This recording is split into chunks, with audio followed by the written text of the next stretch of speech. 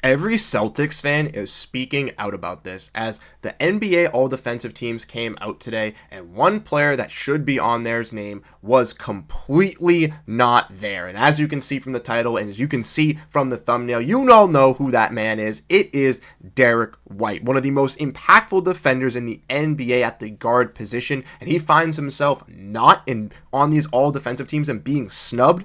Well, how did this happen? We're going to dive into that, explore why the possibilities of Derrick White not making this team really came into play, and why he should have been on this list. We'll be getting into all of that and more on this episode of Celtics Digest. I am Bruce Veliz, and you guys have been absolutely fantastic, showing your love and support for Patrick and I on these videos, letting us know your thoughts down below in the comment section, and hitting that like button. So we really do appreciate all of the support that you guys have been giving us over these last couple of weeks, and let us know your thoughts down below on what you guys think of this Derrick White getting snubbed from the all-defensive team. But without further ado, we're going to dive in, and we're going to get to this news at hand today. So make sure to grab that snack, and let's get into it. As like I said, this is a little bit wild to me, and like I said, let me know your thoughts down below in the comment section how you guys ultimately feel. But I think this is just ridiculous, in all honesty, that Derrick White, one of the league's most impactful defenders at the guard position, was completely snubbed from an all-defensive trade. Right? If you want to look at the guys that did make it, this is other names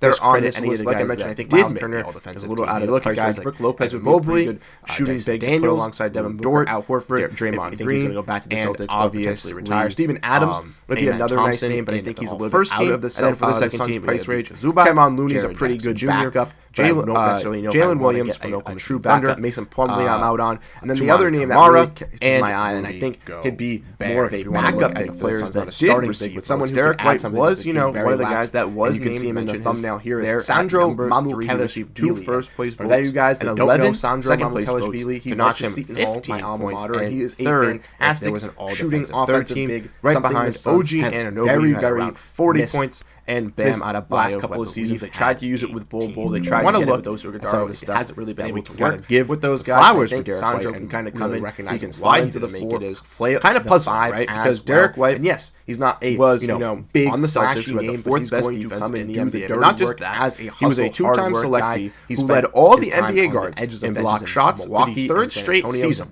and he was the only Celtic to earn votes, receiving 2 first. Perfect culture guy for Phoenix, kind of similar to Bol Bol. Bobby Kravitsky even, alongside Taylor Snow, gives you some great wow, Derrick White can make an all-defensive team when he gets that rim-protecting guard in the NBA who averaged more blocks of anyone under 6'7". He also swiped nearly a steal per game. I know he's not that top 25 in defensive win shares, but on a good of 2 guys who did make the list in Jaren Jackson Jr.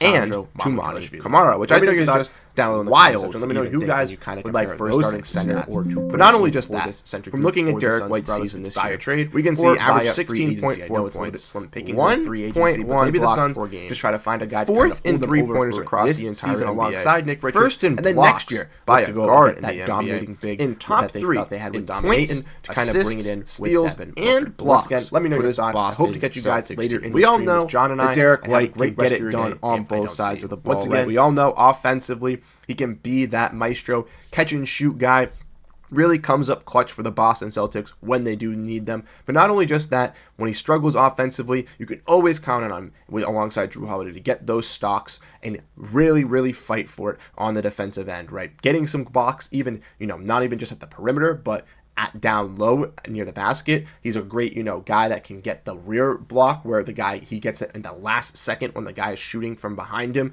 to really display that great athleticism from him and, just extra effort that he gives to you on the defensive end. But not only just that, he was the first player in NBA history with 253s and 80 blocks in an entire season. That is just absolutely insane stat to see and just to really discuss. So, in all honesty, I think Derrick White was snubbed. I think this is absolutely ridiculous that our guy, who we all love, we all cherish, we all really embraced, did not get to make an all-defensive team. And I don't know about you guys, but I think we need to get a little bit of a petition going. I think that for next season or in the next couple of seasons, we need to get an all-defensive third team, right?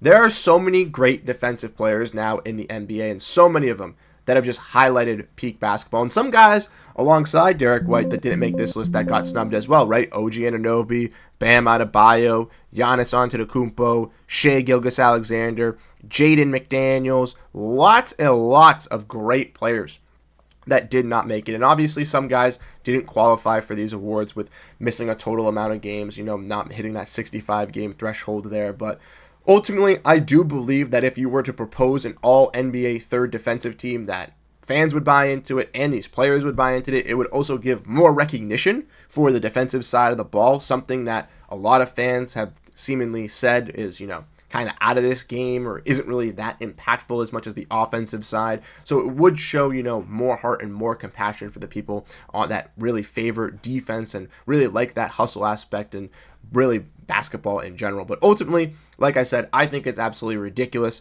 that Derrick White has gotten snubbed from this list. You look back at this list here, right, if we want to dive back in, if there's anyone that he can maybe make it over, right, Evan Mobley, obviously Defensive Player of the Year, not Dyson Daniels and Draymond Green in that final three. A lot of people will argue Lou Dort shouldn't be up there. Lou Dort is a fantastic defensive player. And then Amen Thompson, one of the key instruments for the Houston Rockets' success this season as a blossoming young star, and he is one of the better defenders across the league. Can't knock Ivica Zubac and Rudy Gobert as well, both great interior defenders, and we saw that this season with how dominant the Clippers were with Ivica Zubac this season. Jaren Jackson, maybe Toumani Camara are the ones you could argue as well. Jalen Williams, once again, very, very solid, impactful defender, and like Bobby presented here, right?